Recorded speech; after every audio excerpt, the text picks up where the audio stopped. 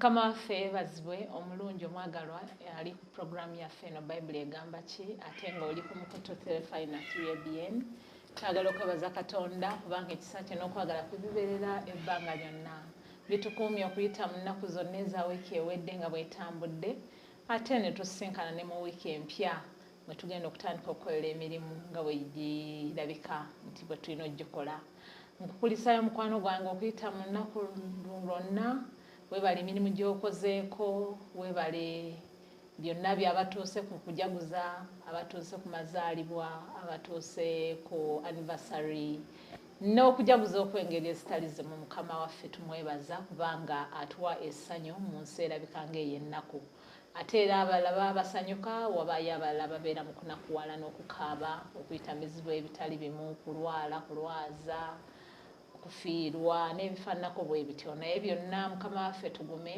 ali wamu naffe yatusuubiza okubeera naffe ebbanga lyonna ate era natusuubiza okuwangula ku nkomerero y'ensi nga bino byonna tubibuuse nga bitususse bitugudde mabega naye olwaleero nkwalirizaako mukwano gwange webale okutuukira mu puroguramu yaffe olunaku olwaleero akyali ewala nkwegayiridde yanguwa naye bw'oba tosobodde kutuukira mu budde kutuula ku terefayinayo wakiri osobola okutusanga ku ssimu yo nsuubira nti wa downloadinga dda app yaffe Avento Media app n'obeera nga wagiteeka mu ssimu yo ng'osobola okutufuna essaawa yonna ye puroguramu y'eŋŋanzi Bible egamba ki n'omuweereza wo Maureen Namutebi bulijjo nze ntuulawo okugikutuusaako era n'okutuusaako ebibuuzo nga bwe mbeera mbituweereza eno mwebale nnyo abaweereza ebibuuzo byammwe mutukola bulungi mukifudde kya nsonga era ne puroguramu eno mugiwanikidde ddala waggulu kubanga ebibuuzo bye muleeta tebikomye kuyamba mmwe mwekka ababibuuzizza naye biyambye n'abantu abalala bangi nnyo abadde tebamanyi ensonga ezo nga bamuzibuuzizza kale kyenva era nnyongera okukubiriza nti gabanako n'omuntu omulala abeera mukwano gwo abeera mukadde wo n'omuntu omulala yenna awo abali okumpi n'ewala tubaweereze tusaasaanye obubaka buno olw'okusobola okuteekateeka emmeeme zaffe okweyuniranga ekigambo kya Katonda n'okukitegeera mu ngeri esingako obulungi n'olwaleero tugenda kubikkula mu Bayibuli yaffe tugenda mu kitabo ekya Yoswa tubikkule mu ssuula ey'okusatu nga tujja olunyiriri olw'omwenda olugamba nti Yoswa n'agamba abaana ba Isirayiri nti mujje wano muwulire ebigambo bya Mukama Katonda wammwe nange njagala okukozesa ebigambo bye bimu ebyennyini mbagambye nti abooluganda musembere kumpi muwulire ebigambo bya Katonda wammwe kubanga tetulina wala we tubijja okujjako okuva mu kigambo ky'ekitukuvu nga bwe yakituwa we yakirambika okuyita mu mwoyo w'omutukuvu n'akitusindikira mu kyo mwe tufunira amagezi mu kyo mwe tuwangulira ebikemo mu kyo mwe tufuna okutegeera okw'engeri zonna sembera kumpi ali ewala mukoowole tulabe nga tutuukirawo webale nnyo webalire ddala akoze ekyo n'olwaleero mukama waffe yeebazibwe tutuuse n'omusumba Ivan Ssebaggala Samwiri Amiina omuddu wa Katonda eyeewaayo kola puroguramu eno kituufu sobo tusanyusa okulabako Amiina njawulo nange nsanyuse okubasanga Amiina asuubire muli bulungi mukama afaayo mukama waffe yeebazibwe mwebale obuweereza bwemukolako eyo ssebo mukama atusaasidde buweereza butambula ku lw'ekisa kye amiina era katusabe bweyongera okutambulira eddala obulungi amiina amiina tukole ng'ekiseera kyaffe ekyokukola kituufu nga kikyasoboka nga kikyasoboka kubanga tetumanyi byankya naye olwaleero lwe mukama lwatuwadde amiina tweyanza nnyo tweyanze tulamusize ku bulabi waffe musumba abalabi baffe mwenna mbaanirizaako mu linnya erya mukama waffe Yesu mukama yeebala abakuumye n'abalabirira erinnya lyetukuvu lyebazibwe amiina mwebale okubeera ku puroguramu eno mukama batuweere nnyo omukisa era tusaba tuyigire wamu n'olwaleero twebaza ababuuziza ebibuuzo era tubasaba mugende mu maaso nga mubuuza ate nammwe abategeezaako abala ku puroguramu eno abamu bagiteeka ku mikutu egy'enjawulo mwenna mukama batuweere nnyo omukisa tubatumiddeko nnyo mukama waffe yeebazibwe amiina tweyanza musumba budde tebutera kutuba oludda lwaffe tutandikirewo ndowooza okusaba mukama tukwebaza ku lw'obulamu bw'otuwadde kwebaza ku lwa Maureen kwebaza ne ku lwaweereza bonna ba 3ABN weebale mukama okutukuuma ate n'otuleeta n'okukola puroguramu eno tusaba olwaleero otuluŋŋamira ebigambo bye tugenda okwogera bikyusa obulamu bwaffe bulijjo okutambulira mu kigambo kyo nga bwe kiri ku bwa Yesu Kristo mukama waffe bwe tusabye.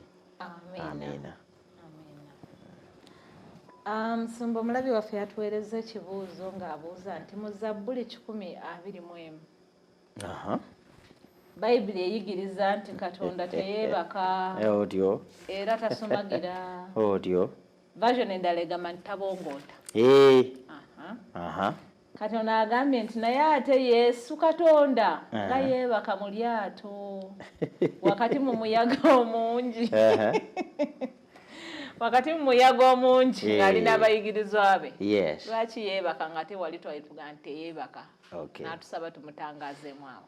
Twebaze yabuuzizza ekibuuzo. Ekibuuzo ekyo kiva ku nsonga bbiri. Kiva mu butategeera kuyigiriza kukwatagana ku bwa Katonda ate n'okuyigiriza okukwatagana ku bwa Katonda bwa Kristo awamu n'obulokozi. Tetusobola kuyigiriza byakuyiga bye kubanga bigazi. Ate tukoze programs nnyingi eziyigiriza ku bwa Katonda bwa Kristo n'obwa Katonda bwennyini. Asobola okuddayo n'alaba programs ezo ku YouTube channel ya Vento Media Production. Ajja kugiraba azirabye. Naye okuddamu ku kibuuzo kye okusooka si kuwebaka kwokka Yesu kwe yakola. Bayibuli etugamba Yesu enjala yamuluma. Bayibuli etugamba nti Yesu yakaaba. Bayibuli etugamba nti Yesu n'alumwa. Bayibuli etugamba nti Yesu ne yeebaka. Naye ate etugamba nti n'afa. Kakati ekyokwebaka obwebase ekitono nnyo. Kati ate bw'owulira nti yafa kati ate kyo kisukka. Olwekyo njagala okutegeeza atulaba nti ekyokwebaka kibuuzo kyo webale kukibuuza. Naye okwebaka kutono nnyo compared ku birala byonna Yesu bye yabeera ku lwaffe. Naye nto kye tuyinza okumutegeeza kiri kimu nti Yesu okujja kwe ku nsi yalina ensonga lwaki yajja. Era mu kujja kwe ku nsi yalina kye yali ateekwa okufuuka. Bwe kibanga yali wa kutulokola. Gendako soko osome Yokaana 3:16. Yokaana 3:16. Soko twogere ku kyamuleeta. Omuntu amanyi omanya nti Yesu yatumibwa butumibwa. Era yajja ku lw'omulimu ogutegeerekeko obulungi. 3:16 Yokaana agamba atya? Agamba bw'atyo olunyiriri olwagalwa. Kubanga Katonda bwe yayagala ensi bw'ati n'okuwaayo n'awaayo omwana we eyazaalibwa omu yekka. Buli akola atya? Buli muntu yenna amukkiriza aleme okubula naye akola atya? Naye abeere n'obulamu obutaggwaawo. Katonda yatwagala ng'abantu. Yatwagala nga tumaze okubula ng'ate tetukyayinza kwejja mu busibe. Olw'okuba tuyigiriza ku kyakuyiga kino Samale gyenyinza okumuwa eno nti ekibi bwe kyajja ku nsi okuyita mu jjajjaffe Adamu kyatuviiramu ekigambo kimu ekiyitibwa okufa. Bw'anaaba alina akakalamu ajja kuwandiika Baluumi 5:12 nti olw'ebyo nga kuba omuntu omu ekibi kyayingira mu nsi. Okufa ne kuyingira olw'ekibi n'okufa ne kubuna ku bantu bonna kubanga bonna baayonoona.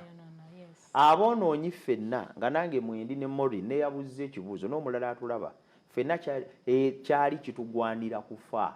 Si kufa bufi okw'omubiri kwokka naye okufa okw'emirembe n'emirembe.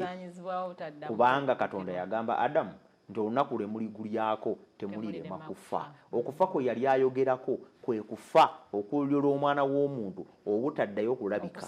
Okufa kwe yali ayogerako kwe kwali okukomezebwa okw'okubeerawo okw'olulyo oluyitibwa omuntu. Kaakati okufa okwo tukusitula mu mibiri gyaffe okuyita mu kibi. Era ffenna nga tusaana kuzikirira mirembe na mirembe. Olw'okuba ffenna twali tusaana kuzikirira mirembe na mirembe, twali twetaaga oyo anaatuddiza obulamu. Kati anaatuddiza obulamu oyo amwogeddeko awo nti Katonda bwe yatulaba nga tugenda kufa mirembe na mirembe n'atusaasira. Bwe yatusaasira n'anoonya ekyokutukolera. Ekyokutukolera kyokka okutuwonya okufa okw'emirembe n'emirembe kwe kutuwa ekirabo. Nga n'ekirabo kye yatuwa ky'eky'omwana Yesu Kristo.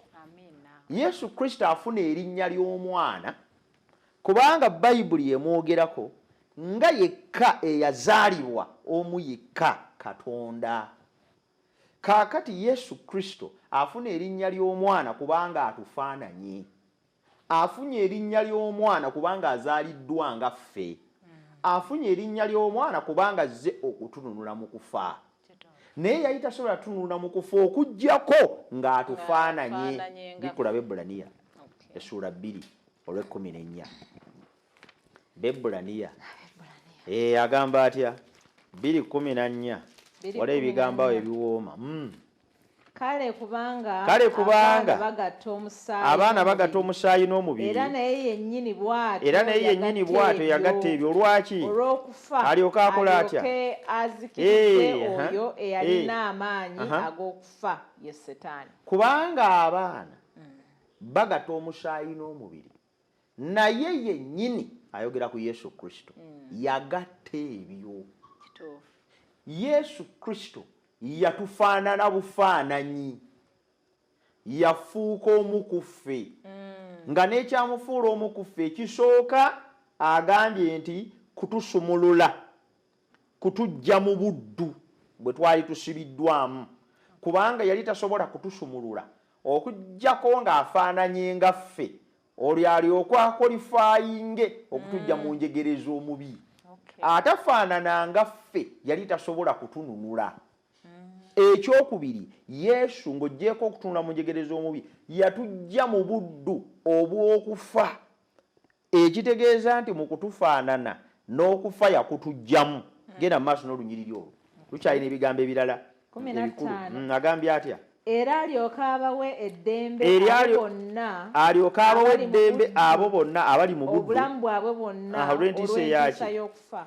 Alyoke abawe eddembe abali mu buddu, obulamu bwabwe bwonna olw'entiisa ey'okufa. Genda mu maaso, wakyali ebigambo ebirala. Kubanga mazima bamalayika si bayamba, naye ayamba zzadde lya Ibulayimu. Bamalayika genda mu maaso. 17 kyekyava kimugwanira mu byonna okufaananyizibwa baganda be, alyoke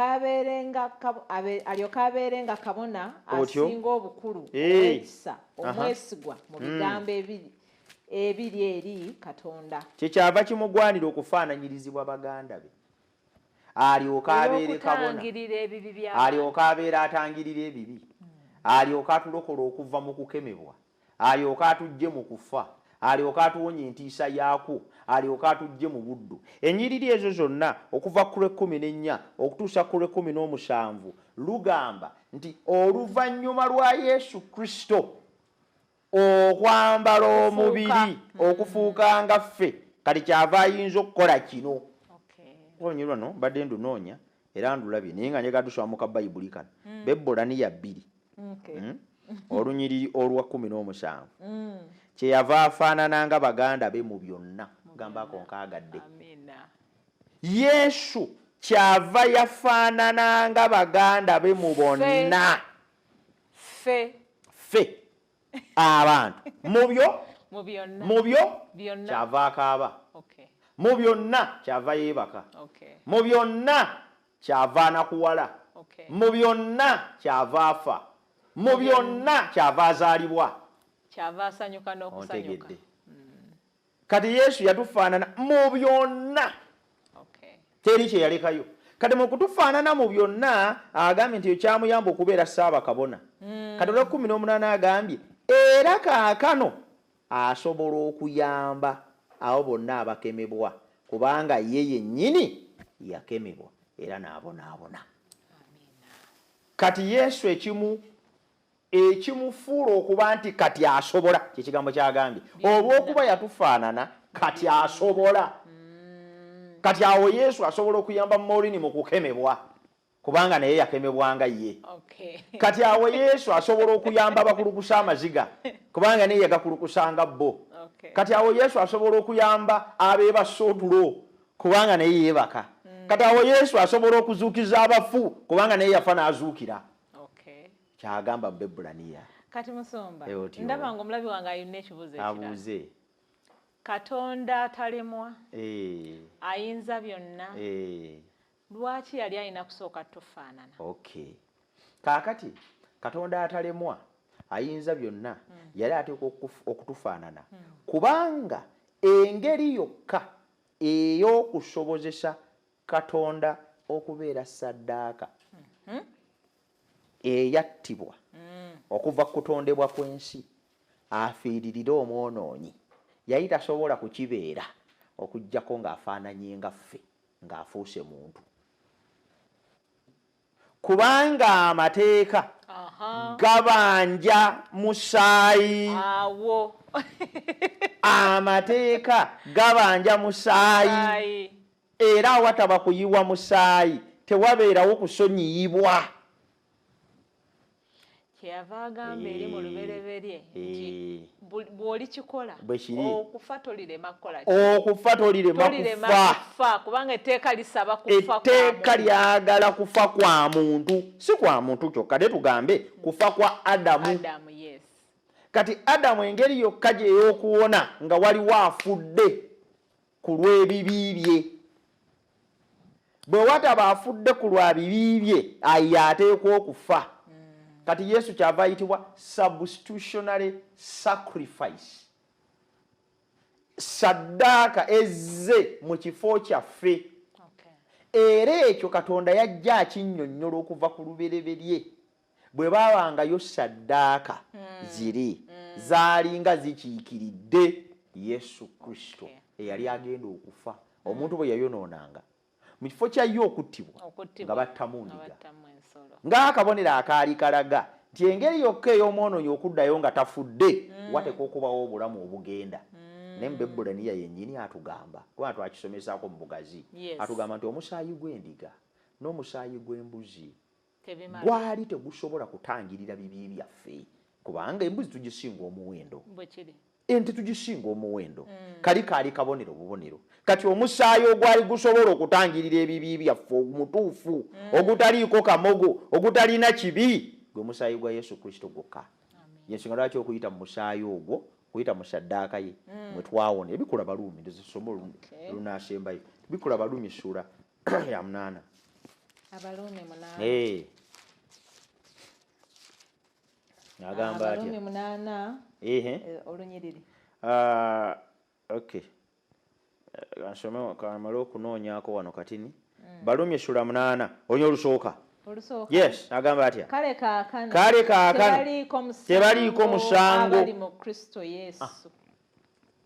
Kakati kyekyo. Kati Yesu Kristo bwe yajja n'afa ku musaalaba Gologoosa n'atufiiririra ffe. Kaakati buli ali mu Yesu Kristo etteeka terikyabanja. Ebbanja eryali libanjibwa omuntu Yesu Kristo yalisasula n'afa ku lwaffe. Kati ekyo ekyali kirina okumuleetera okutufaanana ffe. Naye abuuzizza nti naye kati ekibuuzo njaga kusembayo okubuuza ti naye ate yali Katonda. Kakati ate yali Katonda yaba atya? Bikola Bafiripi 2. Abafiripi 2 paaka olw'omunaana labe ku bwetoowaze obwo n'okwessa wansi okwalabikira mu Kristo Yesu. Agamba atya? Abafiripi 2 olunyiriri olwokutaano agamba atya? Mmwe mubeerengamu okulowooza kuli era okwali mu Kristo Yesu. Olw'omukaaga oyo bwe yasooka okubeera mu kifaananyi kya Katonda otyo teyalowooza kintu kyegombebwa okwenkanankana ne Katonda. Genda maaso. Olw'omusanvu otyo naye yejjako ekitiibwa bwe yatwala engeri y'omuddu n'abeera mu kifaananyi ky'abantu. Otyo yejjako ekitiibwa ky'obwakatonda. Mubeerengamu okulowooza kuli. Mu ssuula eyo Pawulo ayigiriza Abafiripi obwetoowaze n'abagamba nti bwe kibanga ne Mukama waffe Yesu Kristo yennyini Katonda yakkiriza n'ava mu ekyo kye yali n'adda mu kifaananyi kyaffe ne yeetoowaza okutuuka ku kufa ne ku kufa okw'okumusaalaba. Lwaki mwe temumufaanana? terugenda kusomesa ku lesson yakwegulumiza namalala naki atuwanulayo era kumpi alinga atugamba nti bannange tubeeko ne kyetuyiga bw'abanga Yesu Kristo yaliko ekitiibwa ky'eggulu najja nfaana nenze sebaggala atalina namakulu olw'okusobola okundokola lwaki nze sobola kukkakkana nemba kyonna ku lw'obulungi bw'abalala ku lw'obulungi bw'amaka gange ku lw'obulungi bw'abaana bange ku lw'obulungi bw'abakozi benkola nabo why can't I do so ku lw'obulungi bw'eggwanga ku lw'obulungi bw'ekkanisa naye kale tusooke tuveeyo kyagamba wano yejjako ekitiibwa agamba ko ensinza okwagala kaakati bw'awulira nti Yesu yeebaka Yesu yalya Yesu yakoowa Yesu mu buntu buli bwe yafuuka olw'okundokola nze mwasinzira okukola ebyo byonna n'okutuusa ku kufa genda mu maaso akukyala omaleyo paka kufa tuza tunaakomaawo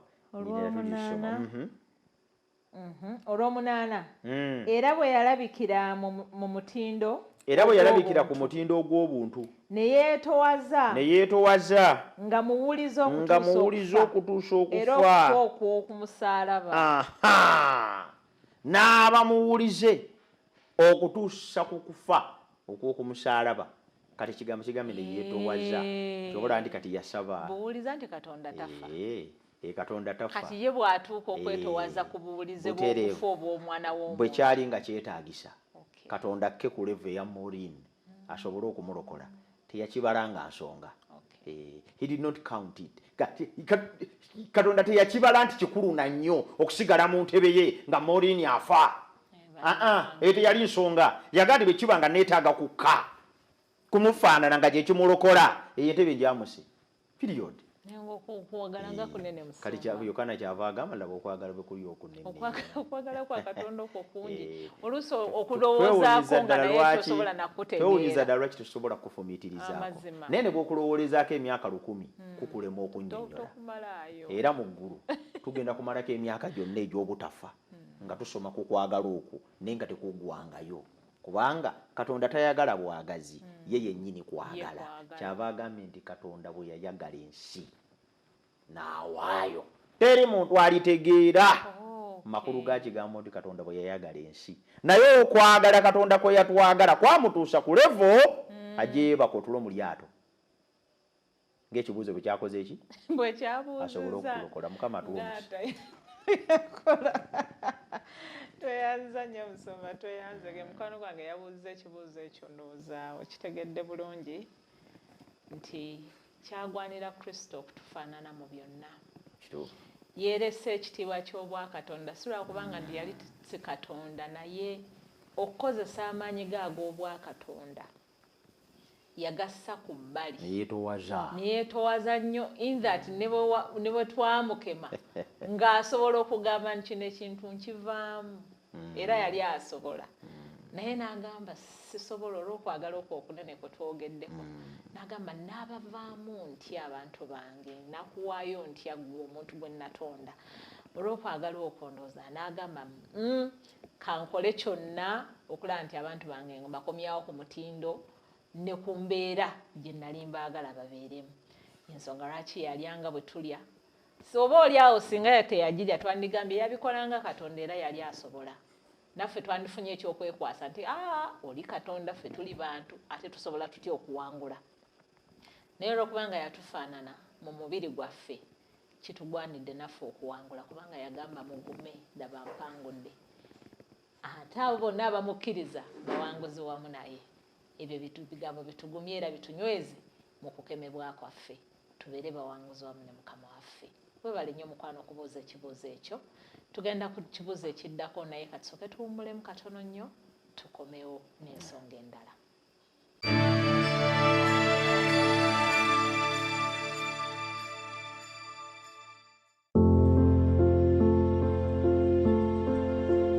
era oyo naawe abalala okubeera ababuulizi n'abalala abalunda n'abayigiriza olw'okutuukiriza abatukuvu olw'omulimu ogw'okuweereza olw'okuzimba omubiri gwa Kristo. Adventist Church yateekawo okuyiga Bible okw'abakulu, the quarterly adult Sabbath school lesson, n'ekigendererwa eky'okukula n'okutuukirira mu kukkiriza. Kozebwa kw'obulamu mu linnya lya Yesu tekitegeeza nti olwo buli kye twogeddeko kigenda kukolebwa mu budde bwaffe, mu ngeri yaffe ne mu ndowooza yaffe.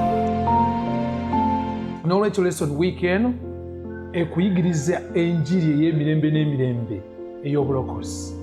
Etteeka lya Katonda eritajjulukuka, ngamba amateeka 10. Okuviira ddala munda oli muntu mulungi n'ebikolwa ku muluka bikoleki biba automatic ya Katonda. naye ate nga n'omwoyo ansika nkole bwe nti Yes. kati nensiŋŋaana nga ndi awo wakati naye ng'ate amaanyi ag'omubiri mangi nnyo gampala awala okukola ekyo kubanga ekyo kyenjagala. Nga bwe twetegekera okujja kwa Yesu Kristo okusembedde. N'olwekyo we tuli weewali omugguukiriro ogwa boundary egenda okusunsula asala n'atakola ki. N'olwekyo we kubanga obadde Lesson week eno 2 paka 3 ez'akawungeezi nga twaniza Sabiti ku 3BN Uganda, Avento Productions ku YouTube, nange Yonasaani Matovu Munagomba.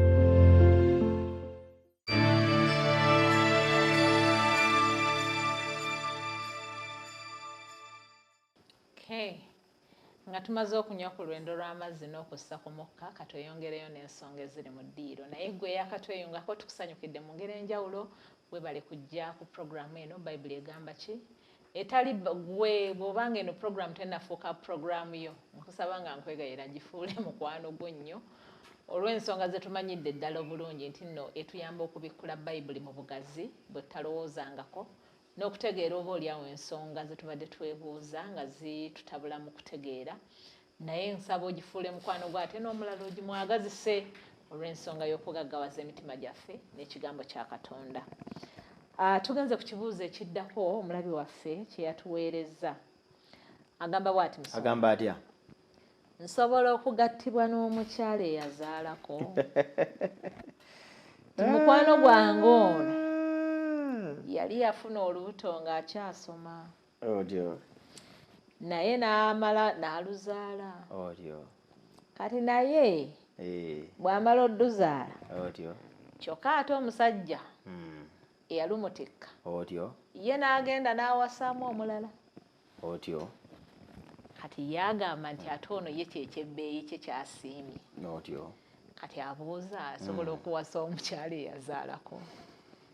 Yebale kubuuza. Simanyi ani yamukanze. Ndowooza era Simanyi ani bamukanzeemu yamukanze. ng'era abantu batera okukola. Ng'era abantu batera okukola. Katusuubire nti tukeereyo mu kukiddamu. Amazima ge. Tuyinza okukiddamu nga yamuwasa dda oba nga yamuleka dda. Naye ensonga eyo nga tuddamu ekibuuzo tulina okufuna ekifaananyi ekigazi ekyamaka n'obufumbo. Omanyi oluusi ekibuuzo kiyinza okufunza ensonga z'obwakatonda ne zirabika ng'entono naye ng'ate ngazi. Ensonga ekwatagana mu kufuna omukyala bufumbo nnene era Bayibuli eyigiriza ebintu bingi nnyo ebikwatagana ku bufumbo. Naye tujja genda wala kubanga akadde tulina katono. Ate tuyigiriza ku bufumbo enfunda eziwera. Naye annyonnyodde n'okunywera muntu ki afaanana atya n'ebirala. Okuzaala tegubangako musango.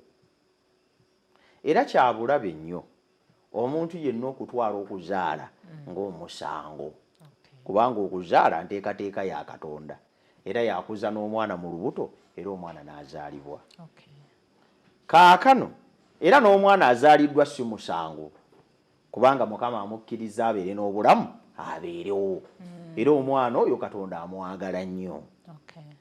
Omutawaana Katonda taguteeka ku kuzaala era taguteeka na ku mwana.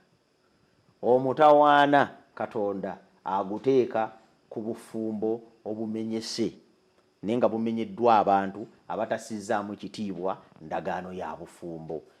Either nga benze oba nga bakabawadde. N'okukabawala buba butassaamu kitiibwa ndagaano ya bufumbo. Kugiyingira mu ngeri y'amangu. Ate obwenzi kwe kugibeeramu naye n'ogaana okuginyweza.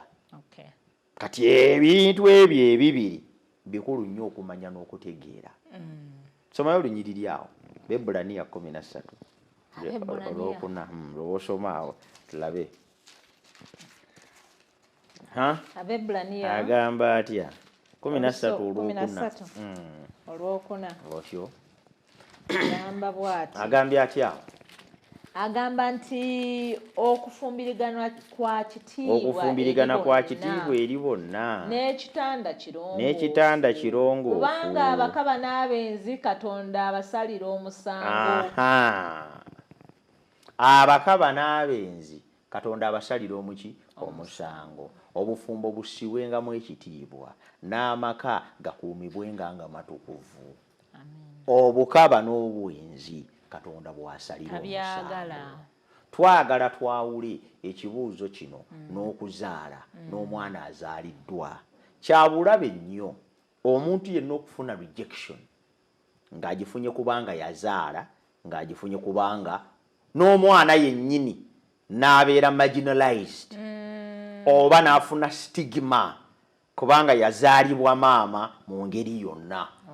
Okuzaala n'omwana azaaliddwa ebyo bibiri kabiremu okufuuka omusango eri omuntu yenna kubanga ebifuuka omusango ebyo bireeta abortion, bireeta abantu okugyamu embuto, okusuula abaana abo, abamu obutabalabirira, abaana basuula mu byalo, abaana bateeka mu toyi, abamu kasasiro. Ekyo tekibangako kibi ekyokuzaala omwana n'okumukuza n'okumulabirira n'omwana talina mutawaana gwonna era ayagalwa nnyo Katonda. Kati obuzibu buli mu kikolwa eky'obukaba n'obwenzi.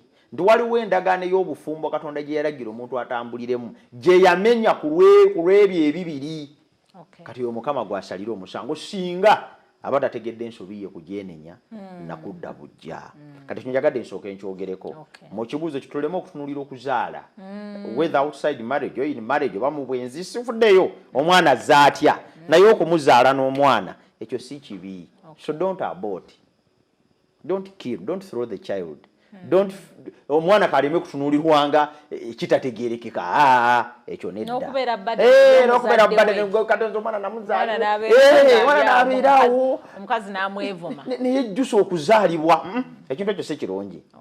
Naye obukaba n'obwenzi Mukama bw'asalira omusango. Katonda ye mukazi omuntu gw'atalina kuwasa kubanga njagadde okuddamu ekibuuzo kino nga nsomesa ekisooka amaze okusomesa ku stigma. Si kirungi omuntu okufiiringa nga rejected. Okimanyi nti mulimu n'abawala abaleeyo abazaalako abawulira nga obulamu bw'abatama. But it's not right. Bangi. Kati si kituufu omuwala olw'okuba yazaalako ensi n'emutama neyeekyawa mubetta. Onaganzi kangende ebweru Uganda njiviire. Naganzi kanisa njivudde. That's not good. Okuzaalako kuzaala tekitegeeza nti wakola ekivve n'omwana si kivve. Naye obukaba n'obwenzi Mukama bw'asalira omusango bw'obwenenya obwo n'otereeza enkolagana ne Katonda tewali kibi kirala kikyaliwo. However mukazi kigw'atandiwasizza bwe naamala obba munnyonnyola abajja kuba amaze okufuna ansa ey'oli kubanga tuyinza n'okukyogera kino nga bali mu relationship bateekateeka kusomera kukyala n'ebirala n'ab'emikwano bakimanyi bakoze dda negundi kukyala shawa simanya kuwanjula simanya biki shawa ziringa shawa nazo zayitirira. Kati so we are very sensitive in answering the question because it affects many people. Naye tugamba nti katumubuulire bakazi kibatandiwasizzayo Bayibuli beegamba. Kati yalaba oba yazaalako amuwasa batamukola ki tamuwasa. Ekisooka ye mukazi eyava mu bufumbo bwe olw'obwenzi bwe talina kumuwasa. Soma Matayo 5:32. Oyi asooka oyo bwamusanga amulike. Matayo 5:32 agamba atya? Matayo 5:32 soma agambye atya? 3:2 agambye nti naye nange mbagamba nti buli muntu agobanga mukazi we wabula ogw'obwenzi namwenzesa n'oyo awasa gwe baagoba ng'ayenze. Katonda ayogedde ku bakazi bokka kubanga obuwangwa bwali butunuulidde bakyala. Omukazi yali tayinza kugoba musajja mu buwangwa bwa Kristo. So divorce omusajja yagigabanga nga bwetulina enzikirizeemu omusajja yekka yatalaka. Omukazi tosobola kera ku makya gwe naye omusajja yakikola. Kati ne obuwangwa obwo bulwokuba eddiini eva mu kitundu ekyo ne Yesu bw'atyo bwe yali mu buwangwa bwe kyava aboogerako bw'atyo. Kati omuntu yekka omukazi yekka gw'otawasa asooka yoyo awasa gwe bagobye. kati omukazi eyava mu bufumbo olw'obwenzi okiwulira gwe n'omusisinkana gamba bano abasajja bagenda ne basugula abakazi mu maka gaabwe kati oyo omusajja mwenzi ekyo kikyamu oyo tomuwasanga tosigulanga omukazi mu maka n'omutwalo omuwase oyo takkirizibwa oba gwe bagoba olw'obwenzi oyo towasa kubanga naye bw'omuwasa oba okoze eki kati ye kategori emu eyo omukazi gw'atalina kuwasa kati oli bw'aba yazaalako ekyokuzaalako si y'ensonga naye agwa mu kategori eno bw'aba yazaalako ng'alina bba naye ekirungi atunnyonnyodde nti bbaawe yagenda n'awasa omukazi muwala muto asoma nebamufuna naye ate oli n'agenda mbirala ekitegeeza nti si bafumbo oli eyagenda omwami eyagenda ndowooza emyaka bwe gyayitawo choices ne zikyuka ez'obulamu ono n'alekaawo naye ng'alinayo omwana kitegeeza bali tebaali bafumbo era tebaayawukana mu bufumbo era omusajja teyamugoba nti oli mwenzi yamulekawo bulesi agenda anoonya abakazi abalala kaakati yo etagwa mu kategore 1 kale muweeyo kategore endala eyazaalako ng'omwami yafa oyo naye wasa balumi 7 2 paka 3 abalumi 7 2 paka 3 agamba atya agambye nti kubanga omukazi afugibwa bba ng'akyali mulamu okawulidde akagamba ako naye bba bw'akola atya ng'asumuluddwa mu mateeka ga bba ndoza kitegerekese era boogera ku mukazi sitiiru si musajja naye kati omukazi owokubiri yoyo bawe bwafa nga babadde bafuubo kati oyo nowaba yazaalako abaana 5 oba 4 oba 3 tekigaana muntu kuddamu kumuwasa so kati abakyala abali eyo nga baawumudde baleme okulowooza nti basobola kuddamu kutandika bulamu si kyangu nnyo okutandika obulamu naye kisoboka okutandika obulamu so omukyala yenna ali eyo nga bba yawummula naye ng'akyaliwo omubiri akyagulina akyalina amaanyi ge asobola okutandika amaka amalala era omusajja talina mutawaana ekirungi era gwayogedde tagwa omwo etagwa mu kategore 2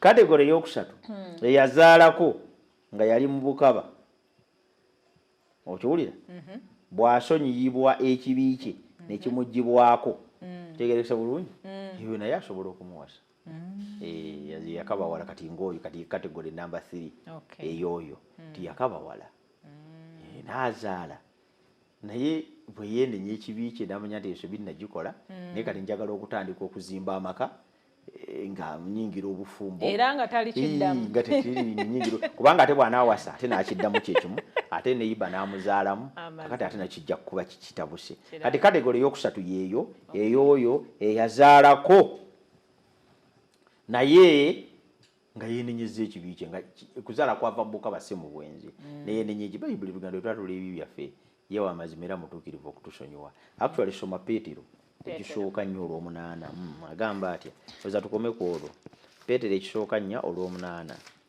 Peetero ekisooka 4 olw'omunaana agamba nti okusinga byonna nga mulina okwagalananga okungi ennyo mwekka na mwekka kubanga okwagala kubikka ku bibi bingi ndowooza okategedde akantu ako okusinga ennyo n'okusingira ddala mwagalanenga mu mazima kubanga okwagala kusonyiyisa ebibi bingi kakati omuwala musonyiwe bwaba nga alina okwagala okw'amazima gy'ali lwaki ekibi kiyita kimusonyiwa ekyokubeera nti yazaalako edda eba n'akabawalako edda bw'abanga kati afunye laavu gy'ali eyaddala akabonero akagenda okukakasa ti laavu gy'afunye entuufu kwe kufuna obusobozi obusonyiwa omuwala oyo n'amuwasanga mukyala we yes ensi kwegamba ne bweta musonyiwa manye ensi tumanyi obutasonyiwa ffe ng'abantu tulebolinga n'abantu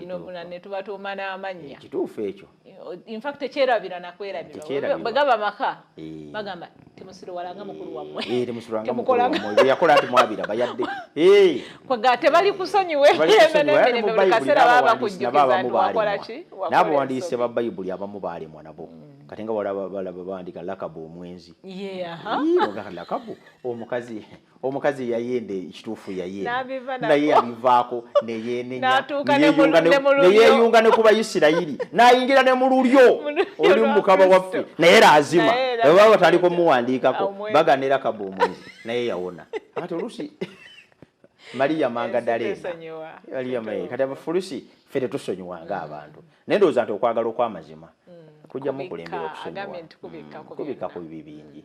Yes. Toyanza nnyo Musomba, mukwano gwaffe ndowooza owulidde toyina musango gwonna gw'ogenda kukola akugwadde olukalala lw'abakyala bw'otalina kuwasa abakyali abafumbo naye nga beefudde ekirala naye n'akugamba nti no eyazaalako kasabeera nga yeenenya ekibi kye talina buzibu bwonna. Obuzibu kwe kubeera omuntu atenyenyeza kiba kitegeeza nti ekibi akyakyagala asobola n'okiddamu naye ono eyakyenenya nga yakivaako nga ayagala kutereeza bulamu bwe kutambula nga Katonda bw'agamba akugambye tewaliwo musango gwonna. So genda mu maaso n'enteekateeka mukwano ate mutuukirize ku biri byasoose okwogerako waggulu obufumbo butukuvu kubanga n'ekitanda kirongoofu kati ate temukolerawo awo ensobi endala nga mulowooza nti mukyali mu process mubitwale mu mitendera emituufu kikolebwe nga bwe kisaanidde okubeera. Mukama abatuweera omukisa. Mu ddakiika zaffe Musumba ezisembyeyo katubuuze na kino Sonko Brian nno naye byamaka naye naye bimutawaanya agamba nti atuusizza oba awezezza emyaka gye egiwasa naye obusobozi obw'okukola emikolo egy'embaga n'ebigenderako tannagifuna bulungi. Obusobozi tannabufuna bulungi. Naye abuuza nti asobola okugira ng'abeera n'omuntu we eno nga bwe bakola ensimbi paka lwe zinaawera batukuze obufumbo oba zigenda kuwera ddi kubanga muyinza okutandika okukola ensimbi ne muzaala abaana 10 nga tezinnawera. Ekyo kimu. Ekyokubiri anoonya mmeka ezikola emikolo kubanga waliyo abakola emikolo nga gwa mitwalo 5 nagulabirako ddala ago 5 gokka ne guggwera. Omukazi yayambala gomesi ate nga waliwo agimwazise n'omusajja nayambala essuuti nga naye waliyo agimwazise ne gawuni zetusamba nazo tweyazika neyazika batono nnyo abazigula namugadi gomesi eno nga nno ginkuwaddeyo ogumu gimpe enyambalemu ye nagiyazika n'agyambala era bagenda okugattagatta reception tewaali bo baagaffe twagala kulaba musumba ne baleeta abajulizi 2 awo ne bamaama ne bataata ne bajja bwe bamaliriza okubagatta ne bagamba nti bane maama ne taata mwebale kutulabako nnyo buli omu atambule agende ekirungi baali babannyonnyodde ffe tetulina yadde 10 naye twagala kutereeza mbeera olw'ensonga eyo bwe bamaliriza bamaama buli omu n'afuna kyalya mu woteeri awo tebabamba mukisa kugendako mu woteeri naye buli omu ne yeegulira essowaani y'emmere eri embaga buli gwe baayita yenna yajjanga alina ssente z'emmere ye kati ate mu ngeri yakyavu naye n'ennaku zino kaakati nno n'embaga z'abagagga kati ennaku zino tubojja ku mbaga n'emmere yo ate asonda tukyagenda ku reception z'abantu kutuula eyo n'obanywera soda waabwe jjukira akatebe okasasula ekifo w'otudde okisasudde soda omusasudde emmere ogisasudde kati era baga nti buli muntu yenna anaabeerayo emitwalo 10 n'emeka papuleeti naye eyo yakola yakyavu naye ngeri bwefaanana bwetyo naga nti bannange bamaama batata nsiina yadde 10 naye buli omu ajjemu n'omutwalo n'abatwala buli omu n'agula emmere gye yasobola abaakawono ate ne basanyuka omu n'agenda namulabako era ne babeera bafumbo batukuvu kati naye n'abanga naye agimaze era akyenyumiririzamu kyenva nkyogeddeko atalina mutawane bwakyo yaganize musajja eyasooka okukola embaga ey'emitwalo 5 era n'omukazi afumba buli omu wabeera akyogera byafaayo so yalaba nga yakola ekyafaayo okukola embaga ekyakasinza okuba kiipu naye ng'ate omukazi n'abaana be bali abazaala era amaka gatambula and that is almost 12 years ng'eryo n'abakoze nga n'abakyala tebaliwo so that's what I'm saying nti okumuddamu si kunene nnyo muzzeemu nga mpa kyakulabirako ekyo nkiwadde mbadde nnina ensonga lwaki nkiwadde nti teriiyo kintu kyanoonya ssente ekisooka ogenda zifuna ddi kubanga tewakkaanya nazo ti ssente tukkaanye omukazi ye kamufune mu 225 naye 227 nzijja kiwulira kati ssente zotakkaanya nazo ti ndizifuna mwaka bwe guti ekyokubiri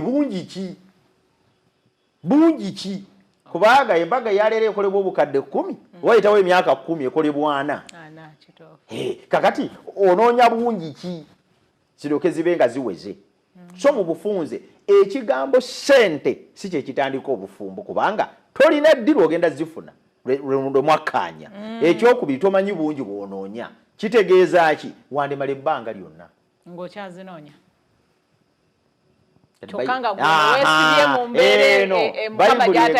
gyabakaba n'abenzi mukama alibasalira omusango kaakati gwe lwaki osika obusisa omukazi omukuba ewuwo nga toyise mu nkola na buluŋŋamu obw'ekkanisa ya Katonda gye yateekawo ku nsi okugaba obufumbo ku lulwe kubanga obufumbo bwatandikibwa Katonda. Adamu si yeyeeyiya. Adamu teyaga nti bannange kanneeyiye. Adamu yandibadde yeeyiya n'enkima nagana era akakima kano kale yadde kinayiira tulinga abafaananafaananamu kubanga banasayansi batugamba nti ffe n'enkima tufaanaganya almost 90%. Bakiraba kati ffe ba homo sapiens ng'abantu fenna ojja kutusanga ng'era family metuva sima batuwa classification epifamily mutufubutuka homo sapiens n'ebyo byonna byonna ebizikizike n'ebirala. Adamu yandibadde afunayo ekizike kubanga era bw'okitunuulira kyagala kutufaanana.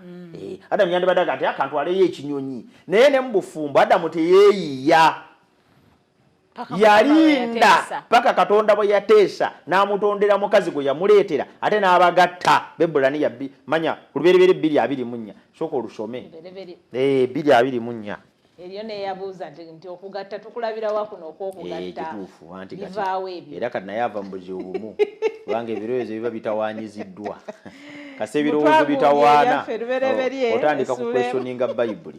2:24 agamba atya agambye nti omusajja kyanaavanga aleka kitaawe ne nnyina anaakola atya neyeetaba ne mukazi we n'abo banaabanga omubiri gumu. Omusajja kyanaava aleka kitaawe ne nnyina neyeetaba ne mukazi we nabo banaabeera omubiri gutya. Ebigabo byogerwa Katonda. Katonda ye yagatta Adamu ne Kawa era singa tukyali mu lusuku Aden singa Katonda yatugatta. Era katusabe omuluggulu ndoza ku nsi empya nabawo okuwasa mukama bw'anaaba asaasidde babawo okuwasa abantu Katonda n'abagattako ku mukolo gw'embaga kubanga ekkanisa Katonda agiteekawo ku nsi okumukiikirira gwe mukono gwe ku nsi kyavaga nti ye Kristo gwe mutwe gw'ekkanisa. Ekkanisa Katonda ye yagiteekawo. Omuntu yenna awakanya okugattibwa mu bufumbo aba awakanya obuyinza bw'ekkanisa ku nsi. Era nze kyekibuuzo kyokka kye mbabuuza okkiriza nti ekkanisa kyekintu Katonda kye yateeka ku nsi on his behalf okukola omulimu gwe? Kuba Katonda yagamba mugende mu nsi zonna mubuulire mubatize muyigirize musomese. Ekkanisa Katonda gye yakwasa omumuli byonna ebibi ebyokukola ku nsi yabiteeka mu kanisa n'atuwa omubeezi w'okutulunga. Kati ye question gye mbuuza n'atuwa n'omwoyo omutukuvu alungamye ekkanisa n'engeri gyekola emirimu. Kati the question is okkiririza mu buyinza bw'ekkanisa n'obukulembeze bwayo nti Katonda yabulonda bukole? Bw'oba tobikkiririzaamu awo n'embaga gireke. Kati bwe kitegeeza olina Katonda mulala n'ekkanisa gy'olina ndala. Naye obukkiriza nti Katonda alina ekkanisa ku nsi era nga n'obukulembeze bwayo yasiima bube ntegeregese bulungi. Kati gwe olina okukola ekyo ekkanisa kyerungamizza. That's a personal decision. Kanze sifuddeyo gwe olaba oti olayinza okulaba omukadde w'ekkanisa ng'ayombye naye ekkanisa yagwa omukadde ayomba atya? Kanisa yagwa abakadde basumba bonna bayomba kati nange ebyo mbivuddemu. Lwaki batugatta? Kubanga agipimidde ku basumba. Ekkanisa bagipimira ku Yesu Kristo. Kale ekkanisa mu buluŋŋamu bwayo yalabanga eyo yengeri ey'abafumbo okugattibwa. Naye ate engeri gye kikolebwamu ekkanisa tekisalangawo. Tetuyinaayo kintu kyonna mu Bayibuli kitugamba nti embaga erina kutandika ku ssaawa 6 neggwa ku 8. Abanaagattibwa balina okwambala gawuni n'omusajja yambala essuuti. Obadde okimanyi nti ebikolebwa nsi ezaffe ezaakopa abazungu n'abazungu? Gwe okimanyi nti embaga nnyingi ezigattibwa mu Buwarabu ne East yonna Asia tebambala masuuti bangi okujjako era amawanga agatwala ennyambala ey'ekizo ng'Abafiripino n'abalala era obasanga bali mu culture wears babagatta bulungi nnyo mu culture wears zaabwe very fine kati bino ebyokwambala kuteekako kadaali ebyo byaffe it's a design ti omuntu yenna akola omukolo gw'embaga yene ennyambala akola ogw'okwanjula ebyo byateekebwawo ffe which is okay naye omuntu ne bw'agamba nti nze seetaaga suuti nze seetaaga lugoye lwa mbaga talina musango gwakoze eki gwazizza kale kitusomesa so kyetugamba kyekino Katonda yatandika embaga ng'agatta abafumbo bwe tuba tugatta abantu mu kkanisa tugatta musajja na mukazi tetugatta ngoye tetugatta mmotoka mwojjidde tetugatta kika kya ngatto ky'oyambadde era teriyo musumba ali concerned okuggyako nga ky'oyambadde kiweebuula naye bwe kiba tekiweebuula ekitiibwa n'obutukuvu bw'omukristaayo tewali waagana kugatta gwe ne bwonsisa kuganza njagala kwambala saati yange enjeru gye nzigiramu tewali waagana kugatta so mu bufunze tumugamba omukolo gw'okugatta ye yagufunyeemu obuzibu naye Katonda amugamba omukyala amuleete agattibwe bafuuka omuntu omu takusabangako ssente nti kaakati sebo sirina ssente zigatta mukazi ezikola emikolo ebyo abooluganda booyita ne balya emmere omuceere nakyo ziba zeesondere baba tebazirina gwe jangu owase mukazi wo balizifuna balijja n'obafumbira emmere ate alemena kulwawo kati ate alemena kulwawo Bayibuli etugaana okubeerawo n'okandaliira n'obungujja lwaki okandaliira biro yagamba ate nze musooke mumutwale omusajja ali bubi katumutaasa lwaki osooka omutwala omukazi muleeta omugatti nekyolina kubanga gamba tokakibwa kukolayo kintu kyonna omanyi ne pressure zebaganda baffe abo ab'ekika batuteekako zi pressure ne batuleetera obuzibu kati ebyo Katonda alina akazito naye Katonda bye yayigiriza omukazi wange mwagala ne wamwetolooza ebizibu embaga zinaaba mulimu n'abazadde nno sibo abalobeerawo ne basuubula okubbulukira mu baana baabwe ng'oli alowooza nti kenazaala omwana omuwala kati omwengenda okugaga ye yalemwa okiwulira kati ali ku muvubuka ow'emyaka 20 yaali naago alemeddwa kati ali ku muvubuka owa 20 amubbulule kati we muzadde ki tusaba busabi abazadde nabo baleme kukalubiriza bavubuka omuvubuka emyaka 26 omusabe nti 15 gwe tolina yadde enkoko ewuwe waka tolina yadde akakoko akato okiwulira naye osaba ente mmeka no that's not good kati be baleeta bavubuka okugwa mu bino ne bamaliriza nga bali mu bwenzi bukaba bafunisizza abawala embuto beefumbiza kubanga bataddewo embeera enzibu kkiriza abaana bafumbiriganwe oba balina oba tebalina ekyo kye balina kye baba bajja nakyo naye bakola obufumbo bwe balikola balikuwa ebirabo ndi muzeeyi yeebale naye n'obanja wali yaga njagala dduuka nga lijjudde ebintu nange obukadde bwange manye nti obukadde okoze okuva ku myaka 2 paka 7 okiwulira olemeddwa okuzimba edduuka kati ogadde ijja mwana wa myaka 2 that's not good nga ye yalikoze ddi so lwaki twogedde ebigambo bino mu ngeri tugamba nti tuddamu omuntu ono nga tumugamba akole ekisoboka kubanga ekkanisa terina kyemusaba kyonna akole ekisoboka agatte omukyala naye tusaba n'abazadde abakalubiza abavubuka mu ngeri mu puroguramu eno mu buntu nabo bakkakkanye ensonga zibeere zakuteesa nakumanya baana bwe bali tuleme kubasindikanga mu bwenzi n'emize emibi naye tubaleete nga bakole ekituufu olw'okuweesa Katonda tubalere exactly